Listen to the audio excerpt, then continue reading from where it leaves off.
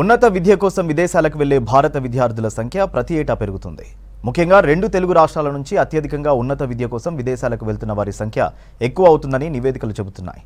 అయితే పార్లమెంట్ ఎన్నికల నోటిఫికేషన్ రావడం, కోడ్ అమలు కావడంతో ఫారెన్ స్టడీస్కు వెళ్లే విద్యార్థులకు ప్రభుత్వాలు ఇచ్చే ఫండ్ నిలిచిపోయింది.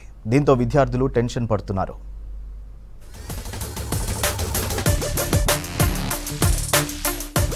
ఉన్నత విద్య కోసం విదేశాలకు వెళ్లే వారిపై లోక్సభ ఎన్నికల కోడ్ ఎఫెక్ట్ పడింది.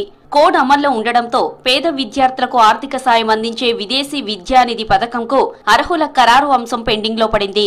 లబ్ధిదారుల ఎంపిక ప్రక్రియను కొంతకాలం ఆపేయాలని నిర్ణయించారు అధికారులు. దీంతో విద్యార్థులు టెన్షన్ పడుతున్నారు. కేంద్ర, రాష్ట్ర ప్రభుత్వాలు ఎన్నికల కమిషన్ నుంచి పర్మిషన్ తీసుకుని పథకం అమలు జరిగేలా చూడాలని కోరుతున్నారు.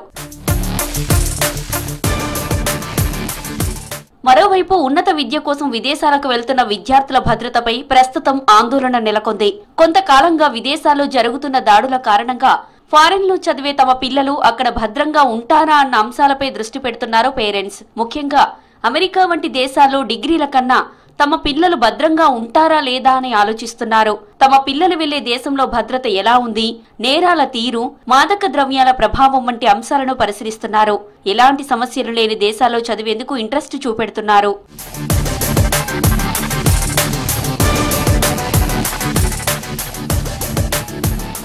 విదేశాల్లో చదివేందుకు వెళ్లే విద్యార్థులు ముందుగానే అన్ని జాగ్రత్తలు తీసుకోవాలంటున్నారు ప్రొఫెసర్స్. చదివే యూనివర్సిటీ గుర్తింపు, సౌకర్యాల గురించి తెలుసుకోవాలని సూచిస్తున్నారు. అలా తెలుసుకోకుండా అక్కడికి వెళ్లి చాలా మంది విద్యార్థులు మోసపోయారని చెబుతున్నారు.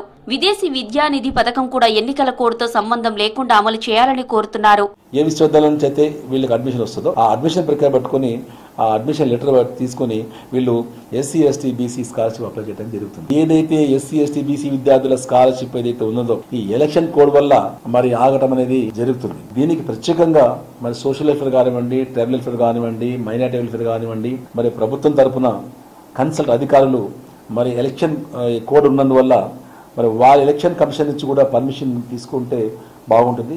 ఎలక్షన్ కమిషన్ కూడా పెద్ద అబ్జెక్షన్ కూడా ఏం చెప్పకపోవచ్చు. విద్యార్థులు ఉన్నత చదువులకై విదేశాలకు వెళ్తున్నప్పుడు మరి దీనికి అభ్యంతరం చెప్పాల్సిన అవసరం అయితే లేదు. ఎంతోమంది విద్యార్థులు మరి వాళ్ళ ఉస్మానియా యూనివర్సిటీలో, జేఎన్టీలో, అనేక విశ్వవిద్యాలయాల్లో, అగ్రికల్చర్ యూనివర్సిటీలో అలాగే విశ్వవిద్యాలయాలు అడ్మిషన్ తీసుకుంటారు. అంటే వయసు వర్ష అక్కడ విద్యార్థులు మన దేశానికి రావటం, మన దేశ విద్యార్థులు అక్కడికి పోవటం, ఈ వల్ల దేశ విదేశీ సంబంధాలు కూడా చాలా బలపడతాయి.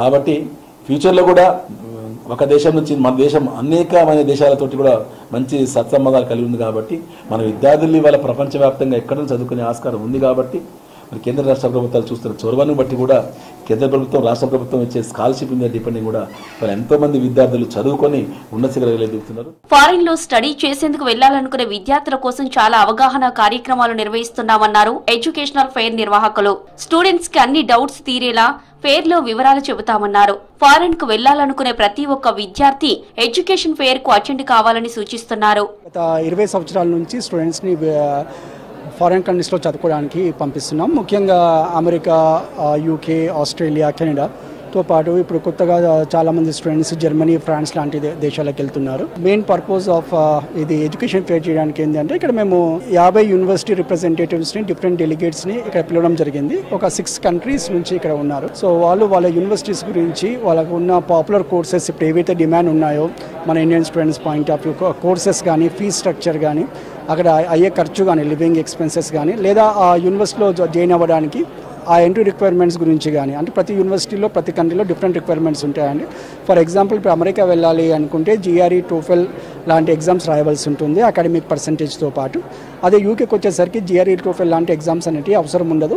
Without IELTS or without English language test కూడా యూకేకి వెళ్ళడానికి అవకాశం ఉంటుంది. సో ఇప్పుడు కొత్తగా ఏంటంటే జర్మనీకి చాలామంది స్టూడెంట్స్ వెళ్తున్నారు. ఇంతకుముందు జర్మన్ లాంగ్వేజ్ నేర్చుకుని పబ్లిక్ యూనివర్సిటీస్కి మాత్రమే వెళ్ళేవాళ్ళు. ఈ ప్రైవేట్ ఇన్స్టిట్యూషన్స్ జర్మనీలో జర్మన్ లాంగ్వేజ్ లేకుండా మొత్తం మీడియం ఆఫ్ ఇన్స్ట్రక్షన్ ఇంగ్లీష్లో స్టార్ట్ చేశాయి. సో దానివల్ల అనేది ఇప్పుడు చాలా మంది జర్మనీకి ఒక డెస్టినేషన్ లాగా చూస్తున్నారు. Especially students from Telugu students like from AP and Telangana ఇక్కడ చూస్తున్నారు. గడిచిన 5 ఏళ్లలో దాదాపు 10 లక్షల మందికి పైనే విదేశాల్లో చదివేందుకు వెళ్తున్నట్లు ప్రభుత్వ నివేదికలు చెబుతున్నాయి. 2025 నాటికి 20 లక్షల మంది విద్యార్థులు వెళ్లే అవకాశాలుండడంతో విదేశీ విద్యపై రాష్ట్రంలో మరిన్ని అవగాహన కార్యక్రమాలు నిర్వహించాలని కోరుతున్నారు విద్యావేత్తలు.